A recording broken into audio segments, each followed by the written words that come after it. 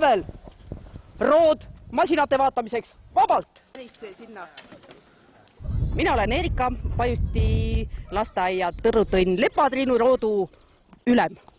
See siin selja taga on siis meie äsja väga noor Lepatriinu rood, kellel on täna kevadtormikese õppus, kus me siis vaatleme, kuidas oma kodumaad kaitsta ja kuna meieni on jõudnud informatsioon, et Vinni Pajusti gümnaasiumi õuel on väga tore näitus isetehtud sõjamasinatest, tulime ka seda kaema.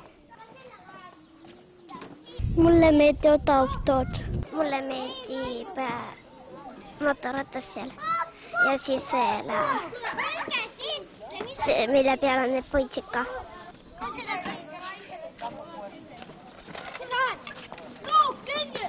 Kuna tüdrukutel on ju tegevusi alati hästi palju ja selliseid huvitavaid ja sitsilisi ja pitsilisi, siis pidime ikka midagi poistele ka kevadeks välja mõtlema.